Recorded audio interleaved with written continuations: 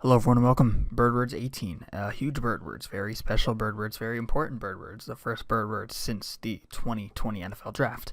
A very weird draft, obviously, was done via like Zoom and Roger Goodell announcing picks in his basement and all the players at home. Really weird things going on in war rooms. Obviously, we saw the Tennessee Titans coach Mike Vrabel, his kid in the background dressed weirdly, and then in a mirror you saw a kid pooping on a toilet. We saw Bill Belichick's dog.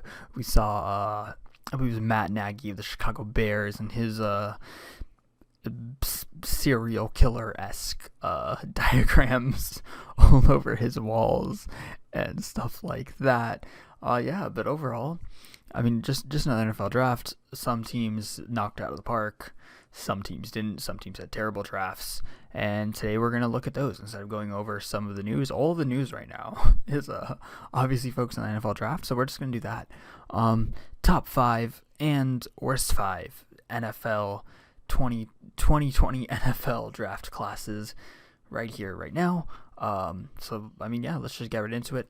Number 5. So we're starting with the best ones and starting at number 5, and then we're going to do the worst ones second, starting at number 5 there too. So the last team and the worst and last team and the best are both going to be the number 1 best and worst team. So let's get into it. Tampa Bay Buccaneers. Yeah, 5th best draft class in 2020. I really, really like the Tristan Wirfs pick.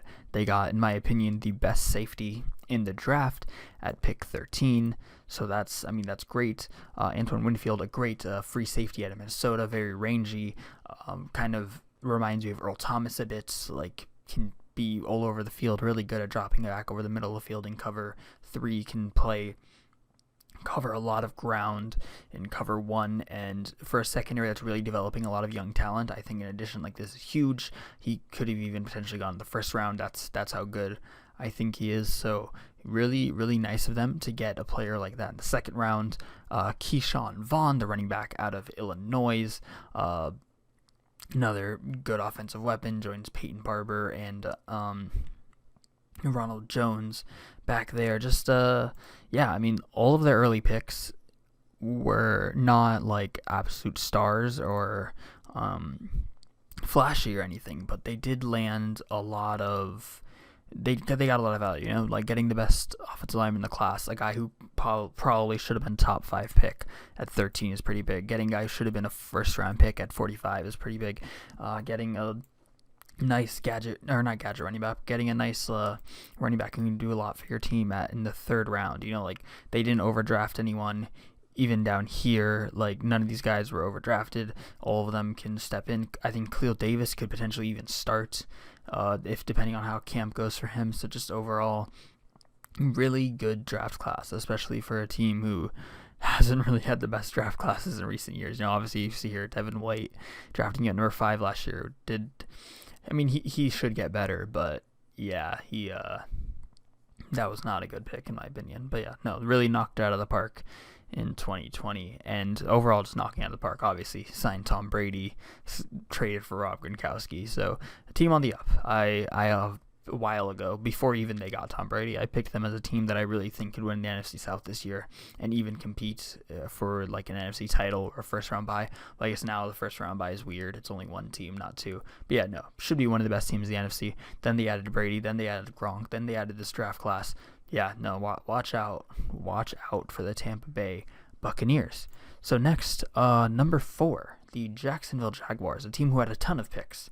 Obviously, traded away a lot of their talent leading into the draft. A team kind of marred by dysfunction. A team who has made a lot of bad draft picks in the past. Obviously, drafting Leonard Fournette a few years ago in the top 5 proved to be a disaster, which, again, everyone kind of saw coming. Obviously, drafting Blake Bortles, if you go a little bit further back, but drafting Blake Bortles in top 5 turned to be disaster. Isolating a lot of their players, losing Jalen Ramsey, losing AJ Bouye. Yannick Ngakoue still at the moment is on the Jaguars. He has not been traded, but I can't imagine he'll stick around. As if you watched the last episode, he got into it very publicly with an executive on the team, so you can't really keep him after that. But yeah, no, but beyond that, they did again, like a lot of value in these picks. CJ Henderson. So I personally I've had Jeff Okudah as my corner one, and I'm a Lions fan, so I'm happy we got Jeff Okudah, but a lot of people had Henderson as their corner one. Very different players. Henderson is not as physical.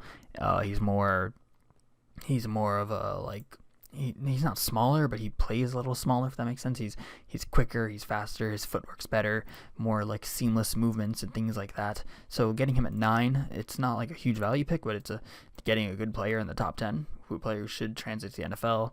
Well, Clavon Chaisson, good pass rusher, should be able to replace Yannick Ngakoue when Ngakoue is eventually gone. Laviska Shenault's a guy a lot of people had as like a top 15, top 20 guy. Huge speedster on the outside. I think him and DJ Chark together can create a really fun offense for Gardner Minshew, and they got him all the way down at 42, which is very, very nice. So yeah, these first 3 picks really, really knocked out of the park here. Down in the 5th round, they got Colin Johnson out of Texas, a high upside receiver, very, very big, fast, not the most agile, but some decent route running there. A player who like isn't very good today, but if he ends up in the right system and he develops properly, he potentially can be like a Calvin Johnson, Kenny Golladay type player. I'm comparing them to Lions because that's the first thing that comes to my head. So their receiving core got a lot better, put a lot of help around Gardner Minshew, replaced some of these lost defensive players. Josiah Scott should help replace the corners they lost. Ben Bartch helps Minshew on the offensive line. Overall, filled a lot of their needs. This is a big draft class for them. When you have this many picks, you can't really mess it up because you've given up so much to acquire this much capital that you kind of have to knock it out of the park, or you're setting your team back years. And I feel like they did, at least on paper. Obviously, we don't know how these players are going to turn out, but at least on paper, they took good players in good spots. They didn't really make any crazy reaches or anything, and they found players that fit into the offense, and I think can genuinely make this team better. So again, team marred by dysfunction, having a good draft. So good for them. Like, honestly, very, very good for the Jaguars. Hopefully they might be able to turn around with under Gardner Minshew now. And number 3, the Denver Broncos, another team on the up. Obviously, Drew Lock had a huge second half of the 2019 season. Really showed that he is maybe the top quarterback from his class. I guess other than Kyler Murray, the top quarterback in his class. And yeah, they focused this draft on helping him. Jerry Jeudy at 15, a player who, again, some had in the top 10. Some were thinking even like a top 5 pick to the New York Giants at some point. And he slips all the way 15. They land him. And then they add KJ Hamler in the second round, another great receiver. This guy, Hamler, obviously can play in the slot. So right now the receiving core is Jerry Jeudy, Cortland Sutton, and KJ Hamler, and Noah Fant, their tight end. So really doing a lot to help out their young quarterback. Lloyd Cushenberry slipped all the way to the 3rd round. They grab him. He can play center or guard. So again, more help on the offensive line. Nitan Muti slipped all the way to the 6th round, so they add him. They had a big need at interior offensive line, and they acquired 2 guys who, like Cushenberry in the 3rd round gets good value, and then Muti in the 6th round. That's really, really good value. Yeah, again, like value. That's what it's about. Not reaching on players, filling your needs in ways that find value. Value there. Even Jerry Jeudy at 15, that's value. KJ Hamler, a good pick. Second round's probably where he should have gone, and that's where they got him. But filled their needs, made their team better. Hopefully things will be easier with a better offensive line and better wide receivers for their young quarterback, and made some additions on defense as well. McTelvin Agim, a player I really like out of Arkansas, adding him to the defensive front. If he kind of like turns into the player that we all know he can be, then that's another big pickup. So Denver Broncos, again, knocked it out of the park. Good draft from them. Number 2, a team that we're kind of tired of having good drafts at this point. The Baltimore Ravens, reloading, ready to once again compete for the AFC title, ready to hopefully put it all together, make Super Bowl this year. Obviously, after the last 2 years, their playoff runs have ended after only 1 game, and this kind of draft is what they need to do it. Patrick Queen falls all the way to 28. They needed kind of that run-stuffing linebacker who can also drop back into coverage to to like fill a hole in their defense. I'm sorry, I'm blanking on the guy's name. The guy who went to the Jets in the 20 2019 free agency, signed with the Jets. He was their middle linebacker. I'm so sorry, but yeah, he's going to replace him. Very good linebacker. J.K. Dobbins, obviously Melvin was kind of getting older. J.K. Dobbins is a very, very similar player, obviously younger, and after Ingram's done, Dobbins can take over. Dobbins, Justice Hill, and Lamar Jackson's a pretty fun backfield. Also, they didn't really take a running back. They needed a running back, but they didn't take one so late in the second round. So, they didn't take in the first round. They didn't do what the Lions did and take one early in the second round, which I didn't really like. Devin Duvernay, fun receiver out of Texas. Another speedy guy. Overall, yeah, these first they really knocked out of the park in these first 2 days. Tyre Phillips, another guy who slipped. I think people thought he could potentially, the like run on offensive tackles could really boost his stock and make him go up in like the second round, but he slipped a bit as the run on offensive tackles ended a little bit for him. Ben Bredesen, a fine guard. I know a lot of people were saying that this wasn't a very strong guard and center class, so the fact that they still managed to get a decent guard in the fourth round is nice. And then James Proche really slipped all the way down to the sixth round, and the wide receiver from SMU is heading over to the Baltimore Ravens. So like the other guys got good players and good spots, took a running back in the second round, but it was late second round. Got a great linebacker, fills their biggest need at the end of the first round. Duvernay is a good pick in the third round. Overall, great draft. Every single one of their picks, in my opinion, are good players. Honestly, their first 2, 3, 4. Matabuki too. I didn't mention him, but like him too, you can probably slip into defensive tackles. Yeah, their first 4 picks are players who realistically could play large roles on this team. They can play large roles well on this team in 2020, which is for a team who's win now, for a team who obviously expects to be right back in the thick of the AFC title race, for a team who expects to be back in the Super Bowl race in 2020. That's perfect. Again, like knocked it out of the park. Didn't reach for anyone. Weren't like redundant. Didn't draft players in positions that they already are fine in. Yeah, just played it well. Next, number 1, the Dallas Cowboys. Really, really had an amazing draft. CeeDee Lamb all the way at 17, giving Dak Prescott all of the weapons. Now, Dak Prescott has Michael Gallup, Amari Cooper, and CeeDee Lamb. Just scary receiving core right now. Add in Blake Jarman, a fine tight end. Add in Zeke Elliott, Tony Pollard. Yeah, great land there. Trevon Diggs is a corner a lot of people thought could go in the first round. He slipped in the second round. Great press coverage corner. Guys, good man coverage, fits their defense well.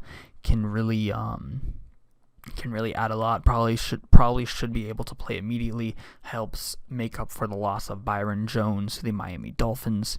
You have Nevin Gallimore, slipped all the way down to pick 82. He's a very raw player. He's maybe not someone who can contribute and be the best in year 1, but in year 2 he should be better. He should learn. He should grow. His arm's a little short, but he's kind of big and very athletic.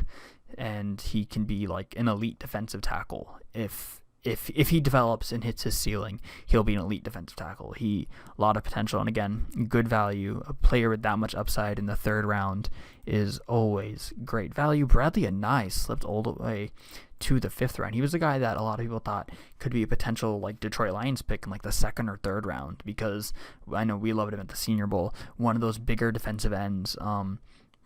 Not the fastest guy, not the burstiest guy, just big, really good defending the run, can shove offensive tackles and just collapse the pocket on quarterbacks. And yeah, again, a guy who should be ready to contribute year 1. So getting him in the 5th round is a huge land for a defense that desperately needs help. Like they had a ton of talent last year and could put it all together. So this should help them a lot.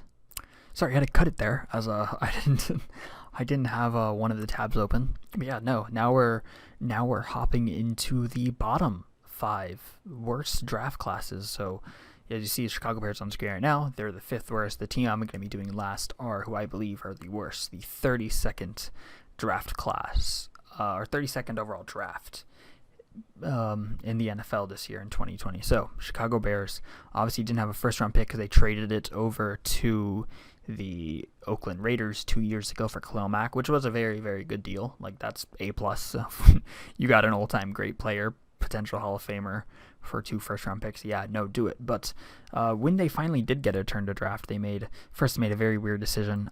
Cole Kmet, really their only possible impact was second round. After the second round, they didn't pick again until the 5th round. And they picked Cole Kmet, tight end. Not even a good tight end in the worst tight end draft class probably ever.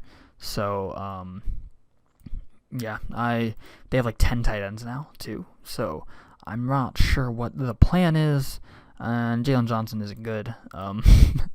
So yeah, you have 2 picks in the first 4 rounds, and both of them are reaches. Neither of them are very good. Yeah, so good luck, Chicago Bears. Didn't get better at all. Still bad at quarterback.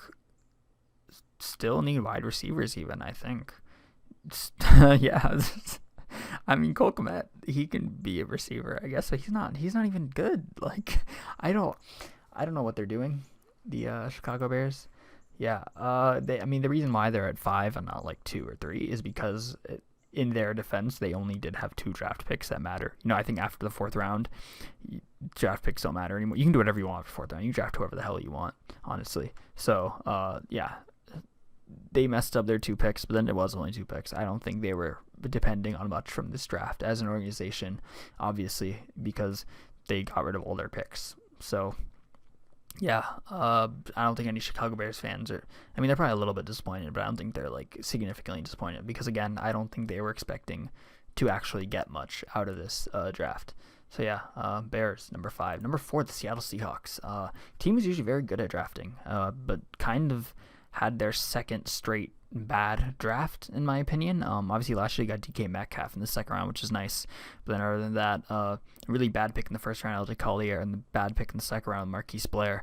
And this year they're right back at it. Jordan Brooks, a run-stuffing linebacker who cannot at all drop back in the coverage. Did not drop back in the coverage at all at Texas Tech. If you're a Texas Tech defense, you're familiar with the level of talent he was playing in, or how good the defense he centered was. So yeah, Jordan Brooks, not huge reach at 27. Not sure what the thinking was there. And then other picks didn't land anyone. Damian Lewis was a reach in the 3rd round. Wasn't really a top guard or anything.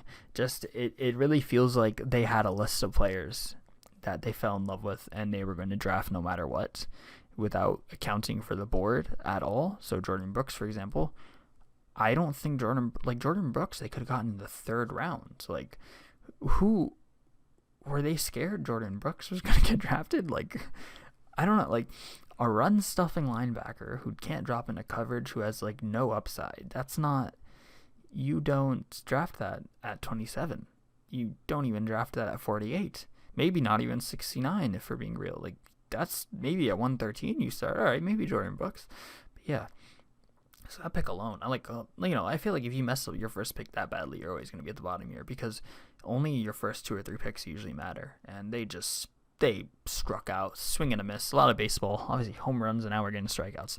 A lot of baseball analogies today. But yeah, so the Seattle Seahawks made a mess of it. 2nd straight draft they made a mess of.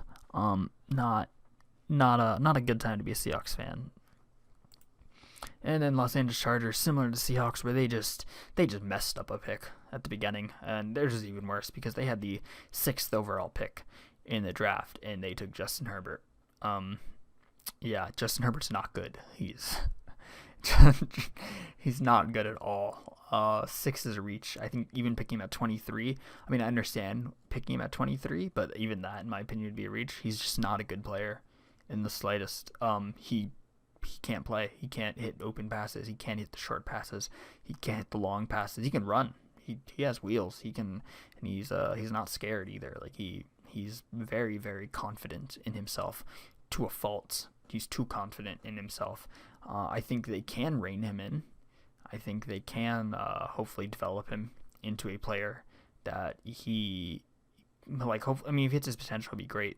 I think he's like Matthew Stafford if he hits his potential, but I think he's just not good. I think Tyrod Taylor, who obviously he's currently their starting quarterback, is going to remain the starter for a long time, maybe even the whole first year, because Herbert's so far from ready to play in the NFL, and he doesn't even seem like a player who's like with Jordan Love. We'll get to Jordan Love, but with Jordan Love, at least Jordan Love has shown flashes that he knows what he's doing. I can't remember even in 2018 when Herbert was like the big top prospect. I don't think even at that point he had shown many flashes that he will at any point figure out what he's doing on the football field. All of this talent, all of this confidence, and no idea what to do with it. And it's hard to believe that a guy who's shown nothing after 4 years at Oregon is suddenly going to become a franchise quarterback. I think that's a disaster pick for the Chargers. I feel like they could have traded back, and if someone else takes him. All right, you dodged a bullet. You didn't get Herbert. Someone else has to deal with that now. Go sign Cam Newton. Just run with Tyrod Taylor. Justin Herbert's a disaster pick. I do like Kenneth Murray. They traded up for Kenneth Murray. I think that was later in the first round, 23. I think that was a good pick. And then again, obviously they didn't pick again till the fourth round. I picked a running back. That's fine. And then after that, fifth, like I said, after the fourth round, you can do whatever you want. So yeah, but it's this pick up here, basically setting a 6th overall pick on fire. And also just what it means for the franchise, because you know that they're going to try doing what the Bears did, where you just load up. You're like, all right, we have our rookie guy on a rookie deal. We are going to maximize the cap, trade all our first round picks for talent. And just like the Bears, they're going to probably be a pretty good team. I mean, the Chargers are fine. Obviously, they had a disappointing season last year, but I think overall they have a fine roster. Phillip Rivers was a disaster last year, so now they're replacing it with another disaster. I think Tyrod Taylor is better than Phillip Rivers and Justin Herbert right now, which is crazy because I don't think Tyrod Taylor is that good either. But for a team who's generally pretty good at drafting, Derwin James a few years back, Nasser Adderley, Kaiser White, Jerry Tillery, like those are good guys who they like stole, like dudes who fell to them and they like turned into decent picks. And this year they're just throwing it away. I think that's a terrible pick. No joke, the Justin Herbert pick gets an F for me. And for a team who didn't really have much in the first 2 days, like only one other pick, that damns your class. So they're the 3rd worst draft class. And speaking of bad quarterback picks, the 2nd worst draft class is the Philadelphia Eagles. You already know. There's no way you don't already know. They drafted Jalen Hurts at 53. I think Jalen Hurts at 53, I think Jalen Hurts at 53 isn't an inherently bad pick. I think Jalen Hurts at 53 for a team that has Carson Wentz on the roster and just signed Carson Wentz to a mega deal, I think that's a bad pick. If the Los Angeles Chargers, if they didn't draft Herbert and then they drafted Jalen Hurts at 53, I'd be applauding them. Wow, good pick. You got a decent player, very huge position of value in the 2nd round. So yeah, good for you. But yeah, no, Jalen Hurts 53. My film breakdown of Hurts, I compared him to Taysom Hill.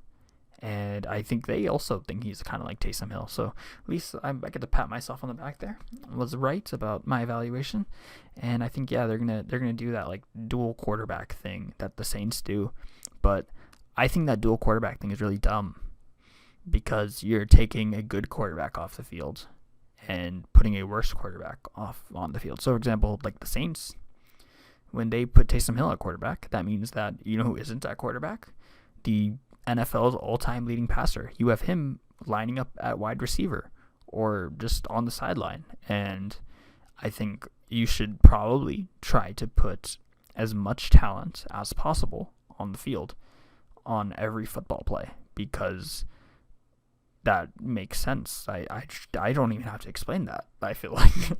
And when you put Taysom Hill at quarterback and you move Drew Brees around wide receiver, Drew Brees can't play wide receiver. He's not going to run around. He's not going to let himself get hit. Like, you don't want to let Drew Brees get hit because that's, you don't want to get hurt. He's not a guy who's built to take hits, and if he gets hurt, that's a disaster. I guess it wasn't. He did get hurt last year, and then they won every game. So I guess maybe it's not a disaster. What do I know? But in reality, you don't want your quarterback to get hurt. So why have Taysom Hill throw the ball? Right? Like, Taysom Hill... Okay, this is going to be a Taysom Hill rant now. Taysom Hill, like, I don't understand his, like, thought process a lot of the time. Like, he has, like, Mamba mentality. He always holds onto the ball. Like, if you look at the numbers, I don't have them in front of me because I didn't expect to be talking about Taysom Hill right now. But if you look at the numbers, like, he holds onto the ball at, like, an unreasonable rate. And then if you look at the film, he's just, like, often he could just give the ball to Alvin Kamara, and Kamara would take off for a gigantic gain.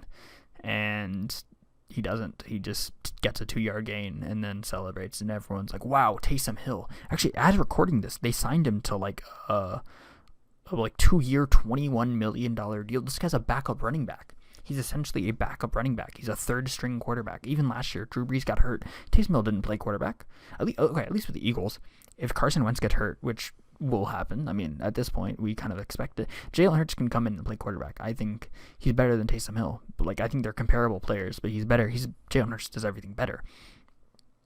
But, yeah, like, I don't understand Taysom Hill. But enough about the Saints. We're talking about the Eagles. So yeah, Jalen Hurts at 53, disaster pick. No value there. This is a backup quarterback. He's not like a guy with a lot of upside either, so it's not like he'll develop into an eventual starter. You have Carson Wentz. I'm not as big as Carson Wentz as a lot of other people are, but I'm not low enough on Carson Wentz where I think the Eagles should already be looking for a successor. Like, calm down. He's not that bad. If he gets injured, sure, Jalen Hurts comes in, but I don't know. Like, that's drafting a backup quarterback in the second round. What are you doing? What are you doing? And I think doing that Taysom Hill thing, as I've been explaining, is stupid. It's so dumb. NFL teams should stop. Their first round pick was Jalen Reagor again. I guess they missed out on all the big receivers. The Cowboys took CeeDee Lamb right before them, which kind of sucks for Eagles fans. I don't like Jalen Reagor. I think they need to stop drafting first-round receivers with drop problems. If you remember Jordan Matthews, if you remember Nelson Aguilar, Reagor's a little bit different in his play style, but he does have drop problems. Also, they traded a fifth-round pick for Marquise Goodwin. I think that's a good deal. I think trading, again, like I said, after the fourth round, who cares? But I think trading a day 3 or post fifth-round pick for a veteran receiver is fine. Marquise Goodwin also has drop problems. So I don't know, like, is this like a fetish they have of wide receivers dropping balls, just punishing their fans? Like, Carson Wentz throws a good pass over the top and the guy just fucking drops it. So yeah, two weird picks in the beginning. Damns the rest of the draft class. I like Kevon Wallace as safety. I think he's a good player. But yeah, I mean, those first two picks, one of them, like, the Hurts pick is just dumb, and the Reagor pick, they could have gotten Justin Jefferson or another receiver. Yeah, just not a good day for the Philadelphia Eagles. Kind of handing the division to the Cowboys. I think the Cowboys are going to run away with it this year. I think the Eagles fans are in for it. It might not be a pretty year for the Philadelphia Eagles. But they didn't have the worst class. One team decided to troll, I think, this draft. The Green Bay Packers. They dedicated the 2020 draft class to antagonizing their starting quarterback, Aaron Rodgers. So, first round, they take Jordan Love at pick 26. I like Jordan Love. I think I'm higher on Jordan Love than other people. I'll film break down wherever the card is. I know the webcam reverses sometimes, but it's gonna be up there. I'll put the little film breakdown up there, so you can click that. So I actually think Jordan Love to the Packers. It's a perfect fit for Jordan Love. Not sure what the Packers are doing. You can't get out of that Aaron Rodgers contract till 2023. Aaron Rodgers, I mean, it's a problem. He's not as good as he once was. He's clearly falling off. But what, like, huh? Jordan Love, like, what are you doing? You need wide receivers. They didn't draft a wide receiver. This is everyone for months, years. Back after last draft, everyone's like, yo, the wide receivers in 2020, man, like, best wide receiver class ever. And that held true. The wide receivers this year are so good. So many good. It's why I'm mad at the Eagles. Like, Jalen Reagor's fine, but, like, there's so many other wide receivers you could have gotten. Here, too. You need a wide receiver. Devontae Adams is alone. This is Aaron Rodgers Devontae Adams and a bunch of dudes off the street. Like, what's his name? Marquez Valdez-Scantling. That guy's not good, but he's a wide receiver too. Geronimo Allison, again, cool name. Both of them, cool names. Not good football players.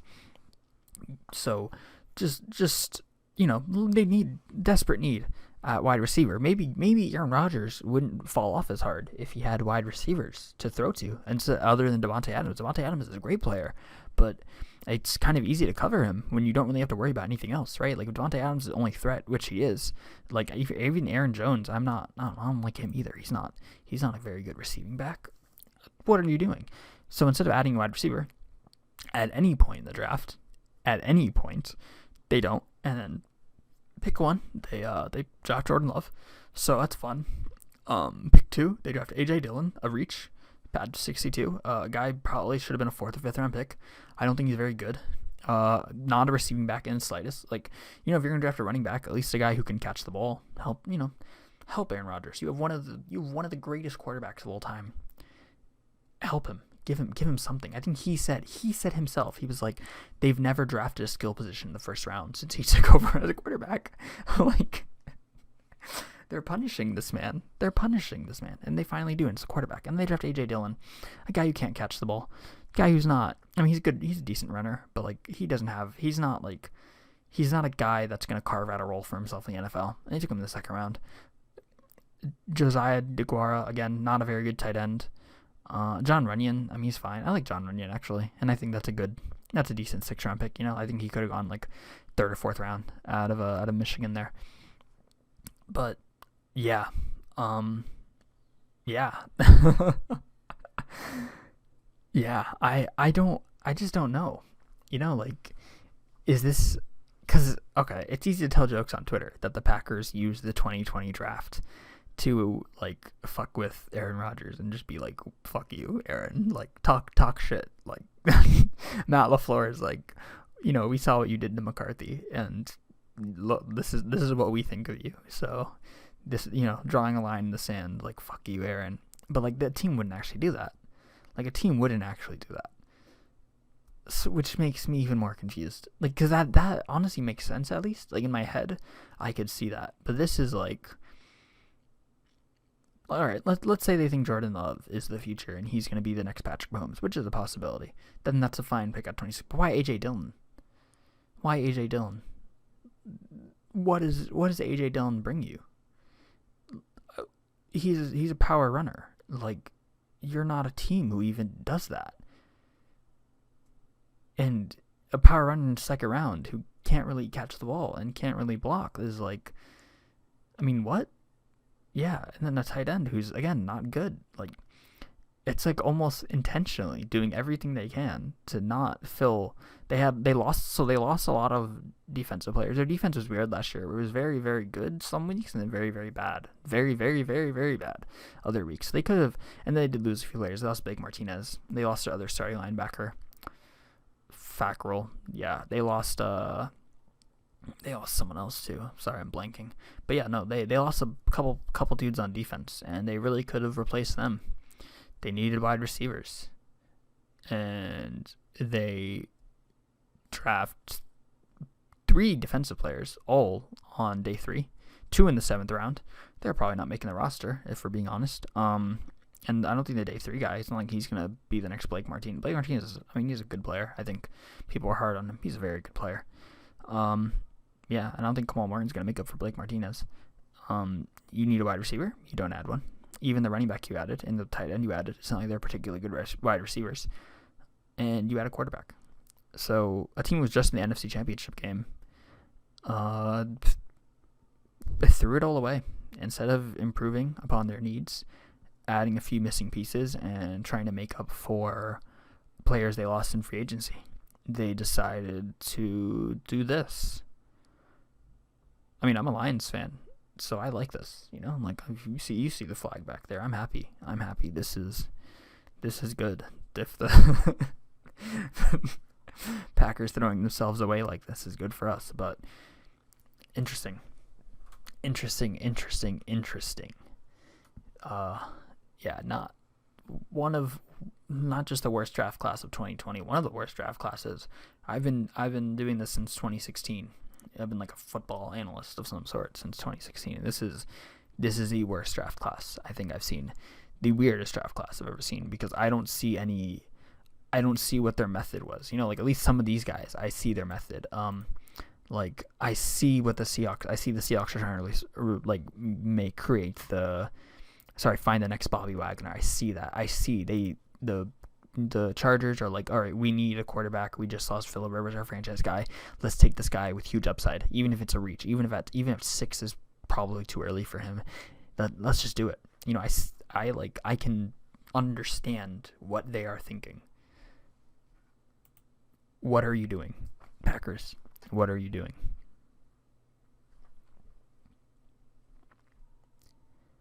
That's all for Birds 18. Thank you so much for watching and listening. Make sure to subscribe. Make sure to hit that little bell for notifications. Make sure to follow me on Twitter at Mansoor Shaheen.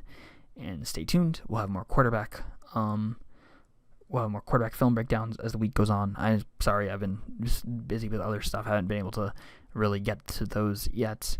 And we will hopefully have some fun interviews this week post NFL draft. Just wanted to dedicate this one just to going over the classes before I did any interviews or anything. But yeah, thank you so much, and goodbye.